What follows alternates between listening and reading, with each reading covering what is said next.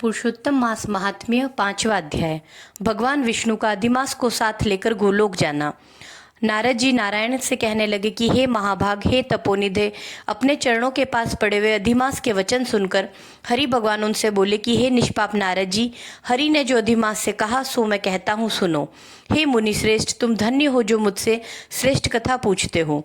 श्री कृष्ण भगवान बोले कि हे अर्जुन, मैं तुमसे वैकुंठ का वृतांत कहता हूँ सो सुनो। श्री विष्णु के नेत्रों के संकेत से गरुड़ जी मूर्छित हुए मलमास के पंखों से हवा करने लगे। तब होश आने पर मलमास बोला कि हे नाथ, मुझे ये सब अच्छा नहीं लगता। हे जगदाधार, हे जगतपते, हे विष्णु, मुझ शरण में आए हुए की रक्षा करो, रक्षा करो। मुझ शरणागत को क्यों त्यागते हो? ऐसा कहकर कांपता हुआ बार बार विलाप करने लगा। तब मलमास से वैकुंठवासी ऋषिकेश भगवान ने कहा कि हे वत्स, तेरा दुख निवारण होने का कोई उपाय नहीं दिखता। तू सोच मत कर, उठ, तेरा कल्याण होगा। ऐसा कहकर मन में पल भर में उपाय निकालकर बोले। श्री विष्णु भगवान बोले कि हे वत्स, आओ मेरे साथ गोलोक धाम चलो, जो योगियों को भी दुर्लभ है, जहाँ भगवान श्री कृष्ण रहते हैं। वहाँ गोपी गणों के मध्य में बैठे हुए दो भुजा वाले मुरलीधर, नवीन मेघ के समान श्याम शरीर, कमल जैसे विशाल नेत्र, ऐसे ईश्वर पुरुषोत्तम भगवान श्री कृष्ण चंद्र विराजमान है।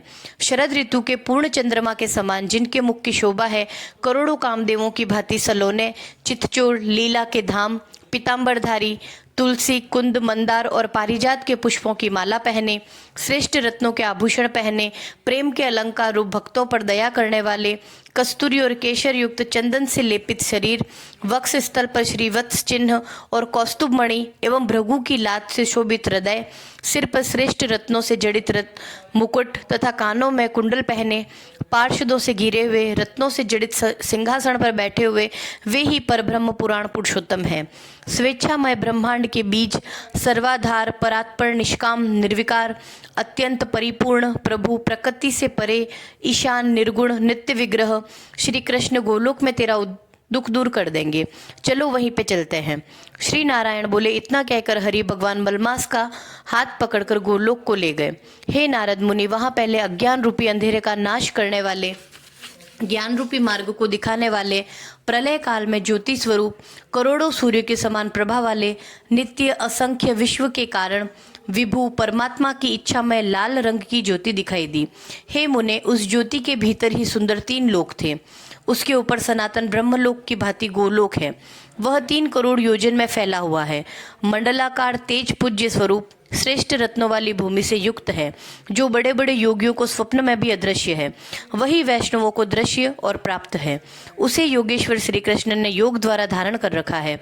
ऐसा श्रेष्ठ गोलोक अंतरिक्ष में स्थित है और आदि, मानसिक व्याधि, शारीरिक रोग, बुढ़ापा, मृत्यु, शोक, भय आदि से रहित है। बहुमूल्य रत्नों से जड़ित करोड़ों मंदिरों से सुशोभित है।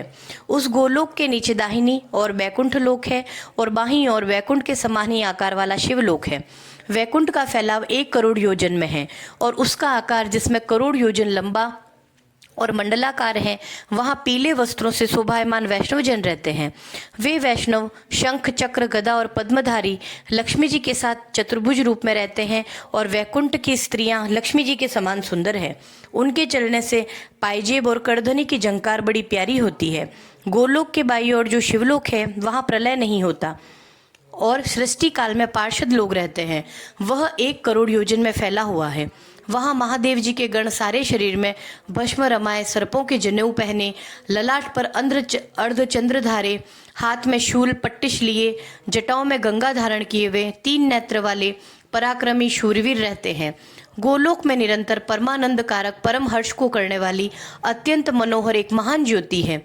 उस ज्योति में अत्यंत सुंदर एक रूप है, जो नील कमल के समान श्याम वर्ण, कमल के समान लाल नेत्र, आनंदजनक, निराकार, परे से भी परे, जिसका योगी जन अपने ज्ञान चक्षुओं से निरंतर ध्यान करते रहते हैं। करोड़ों शरद ऋतु के पूर्ण चंद्रमा के समान अत्यंत दीप्तिमान मुख, करोड़ों कामदेव के समान सुंदर, लीला के स्थल, 2 भुजाधारी मुरलीधर, मधुर मुस्कान युक्त, पीले वस्त्र पहने, श्रीवत्स चिन्ह, भृगु की लात और कौस्तुभ मणि से सुशोभित हृदय, करोड़ों श्रेष्ठ रत्नों से जड़ित मुकुट और कंकणों से शोभित रत्नों के सिंहासन पर बैठे हुए, तुलसी, कुंद, मंदार, पारिजात और चंपा के फूलों के माला से शोभायमान है। वे ही परब्रह्म कृष्ण जी हैं।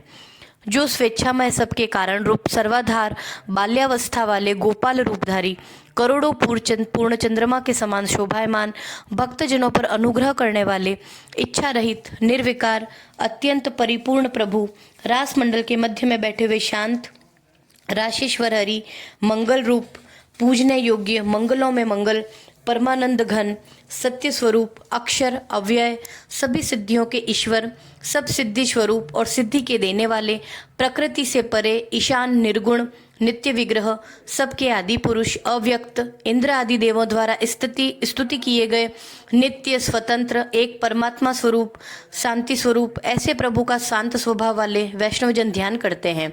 केवल उत्कृष्ट रूप वाले एक भगवान ने ही धारण कर रखा है। यह कहकर विष्णु भगवान अधिमास को रजोगुण से घिरा हुआ जानकर गोलोक को ले गए। सूत जी बोले कि सत्कर्म ग्रहण करने वाली वाणी कहकर जब नारायण चुप हो गए तब नारद जी पुरुषोत्तम मास महा उत्सव संबंधी नई नई कथा सुनने की अभिलाषा से नारायण से बोले। बोलिए पुरुषोत्तम भगवान की जय।